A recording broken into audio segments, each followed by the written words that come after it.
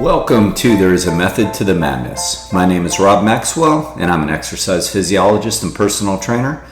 I'm the owner of Maxwell's Fitness Programs, and I've been in business for the past 28 years. All right, let's dive into this bad boy today. I had a great question come across from a client today, and it was about blood sugar. They wanted to know a little bit more about it and if it can cause fatigue. And the answer is yes. So let's talk about blood sugar today. I think it's a great topic. I think it's not understood very well. And I definitely can feel the effects at times from hypoglycemia, which is when my blood sugar drops. So I've got some notes here I want to go over, and I'm going to start with some of the basics. So what is blood sugar? Blood sugar is your glucose that is in your veins that is circulating through your body. So when you go to the doctor and you get your lab work done, one of the things they look at is your fasting glucose levels. And if they're higher than 100, typically the doctor might say you're a little hyperglycemic. This is, of course, if you're fasting. Pre-diabetic, they may call it, depending on how high. And when your fasting glucose reaches 126, they will diagnose you most likely with diabetes. I say most likely because I'm sure they would want to check again to make sure that it's not a false positive test. Now, adult onset diabetes is when it comes on more as an adult, and really what that means, in the old days, it meant that you were insulin resistant and not insulin dependent. Type 1 diabetes, they used to call more adolescent childhood diabetes, is insulin dependent, and that means that it was not necessarily due to the effects of aging, poor diet, and lifestyle, but more due to something going on with the pancreas. Now we're starting to see some type 2 diabetes, which is insulin resistance, which is typically, again, brought on by lifestyle. I shouldn't even say aging, it's really more lifestyle. We're starting to see that in kids and teenagers, which is really, really sad. So that's what those numbers are. Glucose is a monosaccharide. That means that it is the lowest form of carbohydrate that there is. And that's what is flowing through your bloodstream to, quote, give you energy, or really to help resynthesize ATP to give you energy. We store glycogen, which is stored glucose. Glycogen is stored glucose. We store it in our bodies, and we need it. We store 500 grams of sugar, so glycogen, in our body. 400 grams in our muscles, all of them, and 100 grams in our liver.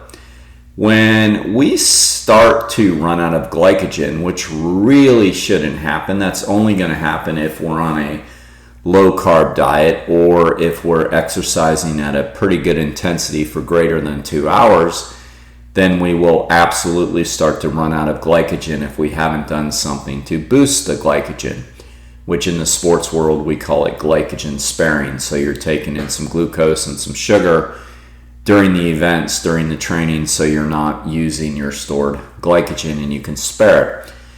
Because once you run out of glycogen, you can't even use the glucose immediately that you ingest. So you're always trying to battle maintaining a pretty high level of glycogen. So right away, and I just started talking about this, you're probably already thinking, well, geesh, what about those people on a low-carb diet? That doesn't sound good. That sounds like they're always running out of glycogen and they have low blood sugar levels. Ding, ding, ding, ding. Bingo. Yes and no, you're correct. Or yes, you're correct. That is not a good thing if that's what you were thinking.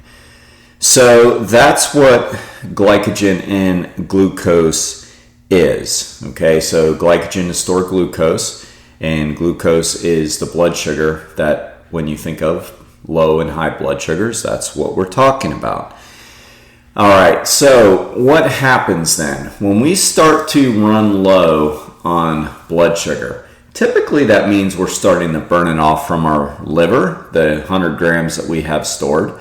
And when we start to get low on blood sugar, that immediately sends messages to the brain that you need to eat. And here's why. Blood sugar or glucose is the only nutrient that your brain can use for fuel. Your brain cannot use fat and your brain cannot use protein for energy. So the brain starts to get a little panicky when there's not enough glucose floating around the old blood vessels and into the circulatory system. So it starts sending little messages out there, and the messages are actually in the form of glucagon, which is not to be confused with insulin, but glucagon. And glucagon flows through your bloodstream telling your body you need to eat. And that's when you start feeling a little bit dizzy, potentially, low energy, potentially, shaky, potentially, and you might even start to feel those hunger pangs. Now, I've talked about this in a previous podcast. Hunger is physiological, and most of us don't know hunger. We don't live in a third world nation. So we really do not know hunger. Hunger is physiological, and it would take days for us to really technically be hungry. But when we're running low on glucose, we're going to feel like we're hungry because your body is sending out chemical messengers, and the chemical messengers is in the form of glucagon, and glucagon is telling you that you need to eat. We want to cut that off at the pass, so to say. We don't really want to get to that point. It's more important to keep nice, stable glucose levels, and I'm going to talk about that right now. When you eat carbohydrates in any form, it starts to break down into glucose. Carbohydrates primarily come from plants. The only carbohydrates that you can get from animal products is in the form of dairy. Milk and yogurt has some carbs. Cheese really does not. But that's the only form you can get from the animal kingdom is in the form of dairy. The rest of carbohydrates come from plants. When we eat carbohydrates, we start to break down the carbohydrates immediately. Literally, carbohydrates are the only nutrient, macronutrient, and macronutrients are protein, carbs, and fat, that starts to break down literally in your mouth. Literally.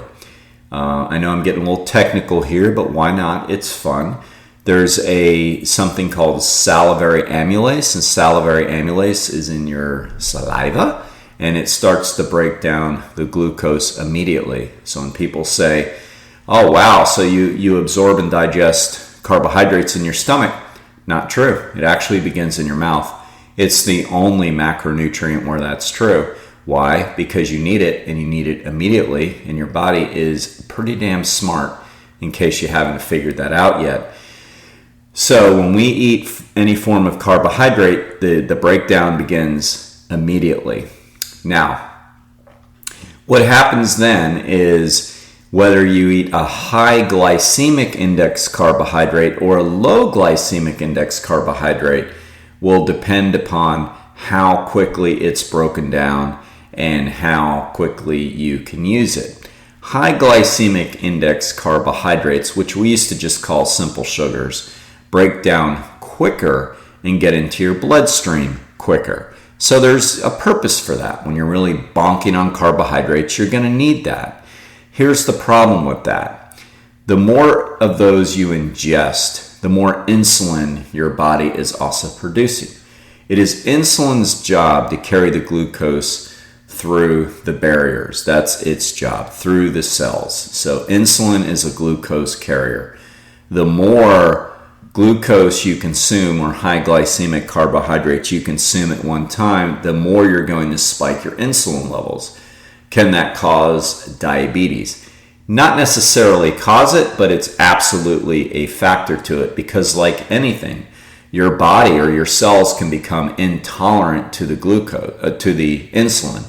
And that's when you become insulin resistant, which is type 2 diabetes. That's not a good thing. The other thing that's not so great about having all the insulin to your body is that's where we start to develop a lot of belly fat. So don't go on a little tangent going, oh my God, I knew carbs make me fat. That's not true. You need carbohydrates, and there's a way to manage this insulin response. Okay? So that's what insulin's job is. You know what glucagon's job is, and now you know what glucose's job is to provide energy. So here's one big key.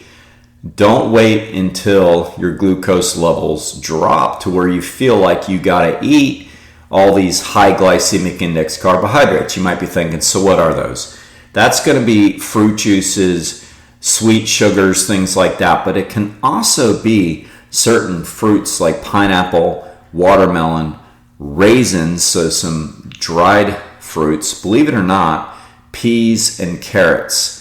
Those are all, and plus, of course, the real deal, the processed crap like Coca-Cola and sugar. So that's all high glycemic index carbohydrates. Those are things that are going to cause your blood sugar levels to spike higher. And you may need that. If you're diabetic and you're starting to really drop, and I've witnessed it, you need to have some of those around to quickly get your blood sugar up, because when somebody is a type 1 diabetic especially, and they start to have a blood sugar crash, the real seriousness of diabetes, other than the fact it can lead to heart disease, is when the person goes into hypoglycemia, not hyperglycemia. So you want to make sure that they always have those high glycemic index carbohydrates around. We always keep some at the gym just in case, because we have seen crashes before. Okay, so we don't necessarily want that to happen. So what we do want is a steady stream of glucose every 3 to 4 hours, which really tends to work out really well. And for those of you that know me know that I always talk about, keep it simple, stupid, and have the breakfast, lunch, and dinner. Good reason for that. When you skip meals, you're going to let the glucose levels drop too much, which can lead to brain fog, lack of concentration, or even more problematic than that, it can cause some serious issues, literally like passing out, if you are prone to that. And obviously, we don't want that. So if you eat lower glycemic index carbohydrates for breakfast, lunch, and dinner, chances are you're going to keep the glucose levels at a nice level all the time. So lower glycemic index carbohydrates are your typical complex carbohydrates. Sweet potatoes are good. Oats are good. Sourdough and rye bread are good. Sweetened, overly ripened bananas, green apples, most berries. If you go to the animal kingdom, yogurt in that is a pretty low glycemic index carbohydrate. So those are all really nice choices to always keep your blood sugar at a nice level place. Again, we don't want it to get too low. We don't want it to spike. The thing we hate the most is moderation. We want to keep it slap dab in the middle. Now here's another trick for you that I learned as a physiologist and sports nutritionist. There's a way to manipulate the glycemic index as well. So what do higher glycemic index carbohydrates have in common? Number one, they are very low in fiber. And of course, number two, they're very high in sugar, but it's not just the sugar. So it's the fiber that is really, really critical. If you consume fiber with your carbohydrates, which common sense would say, then eat carbohydrates with high fiber. There you go. But let's say you don't. Let's say you're in a situation where you have Special K or something like that for your cereal, which, it's more of a white rice derivative. So the glycemic index on it is I'd have to look it up, but I'm going to guess it's most likely pretty high. If you have something fibrous with it, it's going to lower the glycemic index.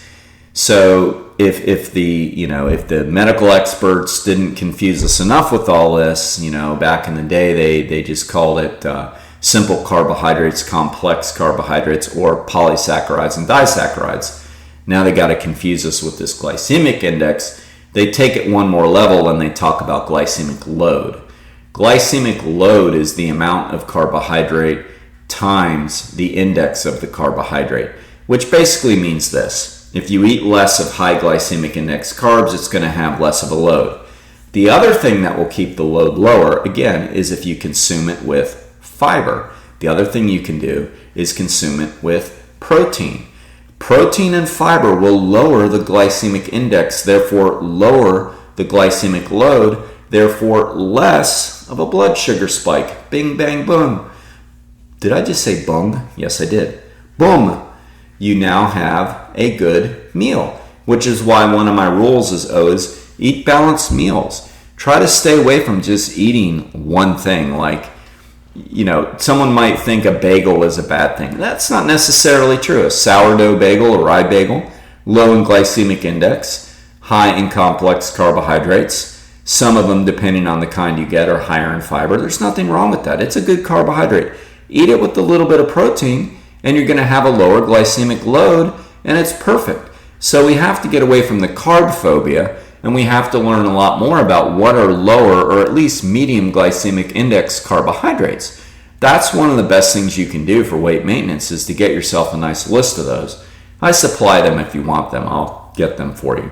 But that's a nice little trick, and that's what we want to do. All right.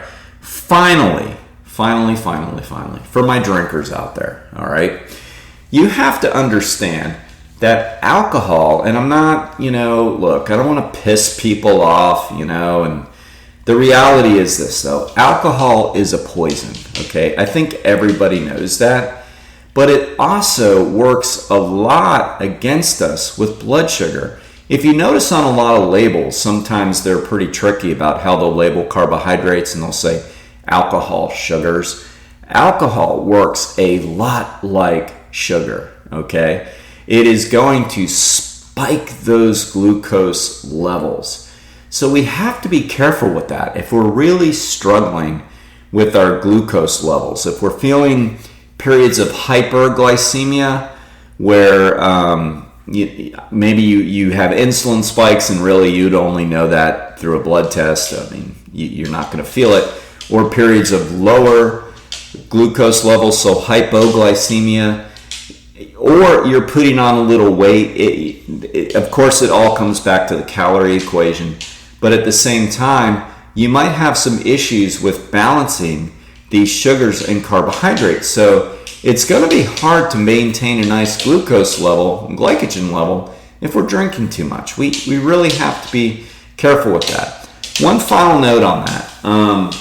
I worked in Stuart Marchman for a long time, and it was pretty interesting that even way back, this was in the 90s, that we used to tell a lot of the people that were in recovery that they might be experiencing greater sugar cravings because of the alcohol that they used to consume, because alcohol has the same effect. You drink, you raise your insulin levels, you get a little, say, of course we can get addicted to alcohol, that's beside the point, but you get almost a little addicted to that glucose insulin spike as well. So one of the tricks we used to tell the people in recovery was that obviously alcohol is more problematic for them than sugar at the moment. So we would tell them to carry around some candy, because clearly we would rather deal with, a little bit of overweight issues, later, and help them get sober. That was a little more of a priority at the time. But that, we would tell them to keep some carbohydrate on hand and some protein, maybe some peanuts as well, just to kind of settle themselves, because if they're craving alcohol, it may just have been a blood sugar crash they were feeling. And obviously we'd rather have them get satiated with some carbohydrate and protein than with alcohol when they're in recovery. So that's just a little, note that I thought you might find interesting. And this was a long time ago. One final note on all this: we give the medical experts a really hard time often when it comes to diet. But you know what? When people are working with their diabetic patients, the diabetic diet is spot on. They really know, when I say they, the medical industry in this area really knows what it's talking about. They they're very good at helping people know how many carbohydrate grams to eat and what kind of effect it's going to have on them. So when somebody is following a diabetic diet from their doctor, I typically have a lot more success with them because, they take it more serious. It's more like life and death, and, in very many ways it is. So anyway, I thought that was a absolute great question today. And I appreciate the question, and it's very important. At this point, I would like to thank our sponsors, Jonathan and Lynn Gilden of the Gilden Group at Realty Pros. And they are phenomenal. They are awesome. We really thank them for their contribution. They are fit, they are healthy, and if you need any help with your real estate needs, please give them a shout at thegildengroup.com. Until next time, be Max Fit and be Max Well.